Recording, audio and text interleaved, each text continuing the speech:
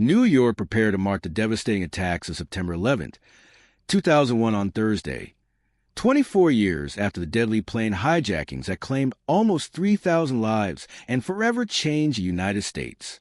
Vice President J.D. Vance was expected to attend memorial events at Ground Zero in Manhattan, where the World Trade Center's twin towers were destroyed in coordinated attacks that also saw a jetliner crash into the nerve center of American military power, the Pentagon in Washington.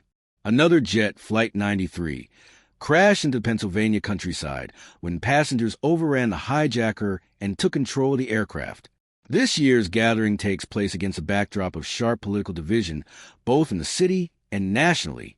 New York is in the grip of an unprecedented mayoral election campaign in which Socialist Democratic candidate Zohran Mamdani is facing off against former Governor Andrew Cuomo and sitting Mayor Eric Adams. New Yorkers go to the polls on November 4th.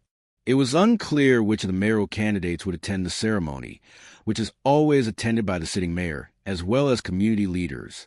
U.S. President Donald Trump has repeatedly attacked Mamdani, a Muslim and naturalized U.S. citizen, calling him a communist lunatic, while one Republican lawmaker has called for the racist frontrunner to be deported. Mamdani holds a 22-point lead in the race, according to the latest polling from the New York Times and Siena. It was this horrific day that was also for many New Yorkers a moment at which they were marked another. Mamdani told the Times, describing the surge in Islamophobic attacks that followed 9/11. It was unclear Trump would attend New York's commemorative events, as he has in years past. The United States has faced a rash of political violence in recent months, with the killing of conservative influencer Charlie Kirk following the targeted killing of a Democratic Minnesota lawmaker and her husband, and the firebombing of a Democratic governor's residence.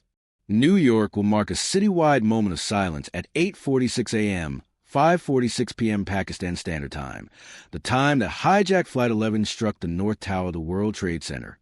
Places of worship across the city will sound their bells to mark the impact as families of the victims read the names of those killed at Ground Zero. The official death toll was 2,977, including the passengers and crew of the 4 hijacked planes, victims in the Twin Towers, firefighters, and personnel at the Pentagon. The death toll excludes the 19 al-Qaeda hijackers.